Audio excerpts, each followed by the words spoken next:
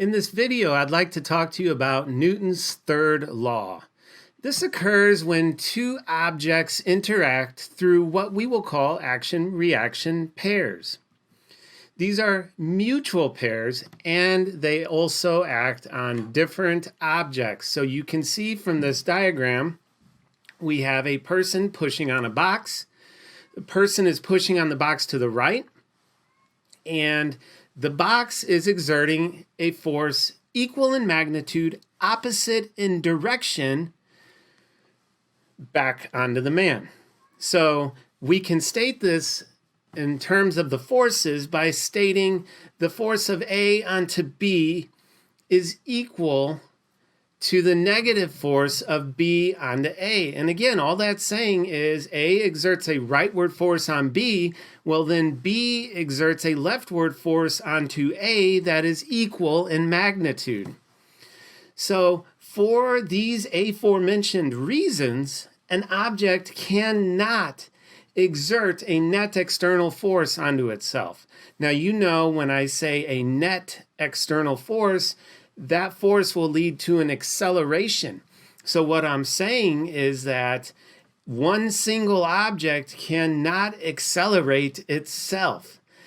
It must involve an interaction between another object for that to occur.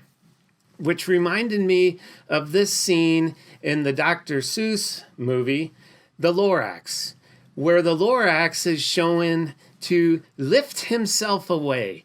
The Lorax is able to literally pull himself and accelerate himself vertically up, and away.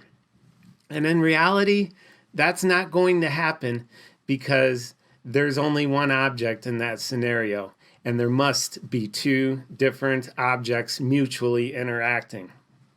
Okay, so let's go ahead now and look at some examples of Newton's third law of force pairs. We have my bird here. The bird exerts a downward force onto the air, and the air exerts an upward force equal in magnitude onto the wings, and so the bird can fly. Object A, object B, bird, air. Two different objects. What about this here? We have two different electrons that are exerting electrostatic forces onto each other, one to the left and one to the right. These are mutual interaction pairs, and there's two different electrons involved. Here's an example that's really kind of cool to talk about here. We have a tire pushing backward onto the road. I'm going to use this nomenclature here. For T, tire, R, road. So we have this leftward force of the tire onto the road. Well, the Newton's third law of force pair for this particular force would be the rightward force of the road back onto the tire, which is what actually moves the vehicle forward. So cool. All right, let's talk about bullet 2 a little bit more. I want to talk to you about a huge misconception in physics involving Newton's third law of force pairs. So here we have a bocce ball sitting on a lab bench. And if I were to ask you to sum the forces for this scenario, you would have indicated force normal being the upward force of the lab bench onto the bocce ball. You would also include the force of gravity being the downward force of the earth onto the bocce ball. Well, let's sum the forces for this scenario, and of course the bocce ball is not accelerating, so the right side of this equation is equal to 0 newtons, which means we can say that force normal is equal in magnitude but opposite in direction to the force of gravity, something you've heard me say quite a bit so far in this unit. Well, I want to tell you that these are not Newton's third law force pairs. They are not mutual pairs interacting. And let me talk to you a little bit about why. If we truly identify the third law of force pairs. And keep in mind, it's a mutual pair, two different mutual pairs. Well, how many objects are involved in this scenario with the bocce ball? We have the bocce ball, we have the lab bench, and we have the earth. 3 different objects. Okay? We need 2. So let's go ahead and actually identify these force pairs. So, for force normal, the upward force of the lab bench onto the bocce ball.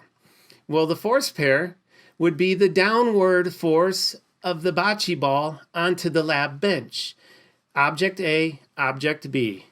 Bocce ball, lab bench. Now let's move on to the force of gravity. The downward force of the earth onto the bocce ball. The Newton's third law of force pair would be the upward force of the bocce ball onto the earth. 2 objects, A and B. Bocce ball and earth. Those are the 2 force pairs for this particular scenario. So let's look at this example and then I'm going to wrap it up.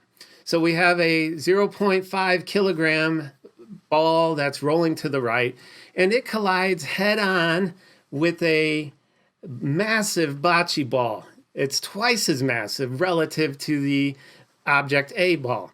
Identify the action-reaction pairs for this scenario, describe the forces involved, and predict the relative accelerations of each object after they collide. All right, let's start with action-reaction pairs here. Object A exerts a rightward force onto object B, and object B exerts a leftward force onto object A, and the forces are equal in magnitude, clearly opposite in direction. So, expressed in terms of forces and mutual pairs, we have the force of A and B equal and opposite to the force of B onto A.